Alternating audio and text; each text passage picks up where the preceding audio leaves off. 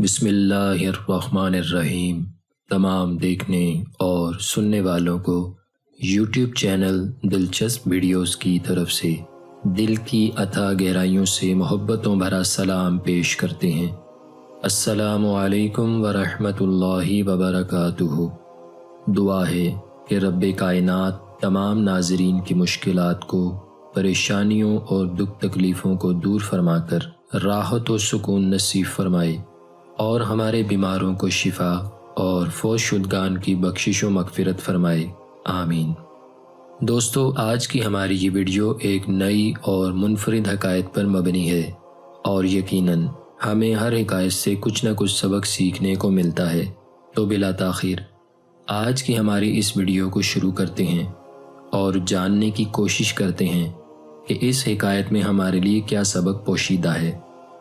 बनी इसराइल में एक इबादत गुजार शख्स था। उस पर मईशत यानी रोज़ी की तंगी हो गई।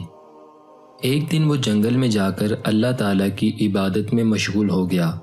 वो यही सवाल करता कि मुझे कुछ दिया जाए। एक दिन गैब से आवाज़ आई, ए इबादत गुजार, अपना हाथ खोल और ले ले। चुनाचे उसने अपना हाथ फैलाया और उस पर 2 मोती सितारों की तरह चमकते हुए रखे गए। वो इनको लेकर वापस घर आया और अपनी बीवी से कहने लगा, अब हम फ़क्र से अमन में आ गए हैं। फिर उस आबिद ने एक रात ख्वाब में देखा कि वो जन्नत के एक महल में है और उससे कहा गया कि ये तेरा है। फिर उसने 2 तख्त देखे जिसमें से एक सुर्ख सोने का और एक चांदी का है और दोनों की छत मोती से बनी हुई है। उससे कहा गया, एक तेरे बैठने के लिए और दूसरा तेरी बीवी के लिए है। जब उसने छत की तरफ देखा तो 2 मोतियों की जगह खाली पाई। उसने कहा, ये जगह खाली क्यों है? उससे कहा गया, ये जगह पहले खाली नहीं थी, बल्कि तूने दुनिया में 2 मोतियों की जल्दी की है, ये उनकी जगह है। इसके बाद वो अचानक ख्वाब से उठा और अपनी बीवी से ख्वाब बयान किया। बीवी ने कहा, तुम अल्लाह ताला से दुआ करते रहो यहाँ तक कि वो मोतियों को वापस ले ले। चुनाचे वो फिर जंगल में गया और दोनों मोती हाथ पर रखकर अल्लाह ताला से दुआ करने लगा कि ए अल्लाह, इन मोतियों को वापस ले ले।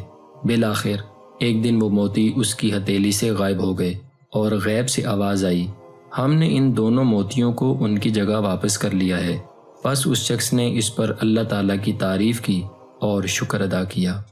मोहतरम नाज़रीन, बेशक अल्लाह ताला के कामों में कोई ना कोई हिकमत पोशीदा होती है। याद रखिएगा, अल्लाह ताला बंदे को मालो दौलत, रिज़्क़ की फरावानी और ऐशो आराम की ज़िंदगी देकर भी आज़माता है और फ़क्र व फाका, तंग दस्ती, गुर्बत व अफलास, माल की कमी, बीमारी और लाचारी देकर भी। हम नहीं जानते कि हमारे हक़ में क्या बेहतर है, मगर अल्लाह ताला मालिक असबाब है। वो जानता है कि मेरे इस बंदे के लिए क्या बेहतर है और क्या नहीं। लिहाजा अल्लाह की रज़ा पर राज़ी रहिए। अल्लाह से वो मांगिए जो आपकी दुनिया और कब्र व आखिरत के लिए बेहतर हो। मिल जाए तो शुक्र करें, ना मिले तो सब्र करें।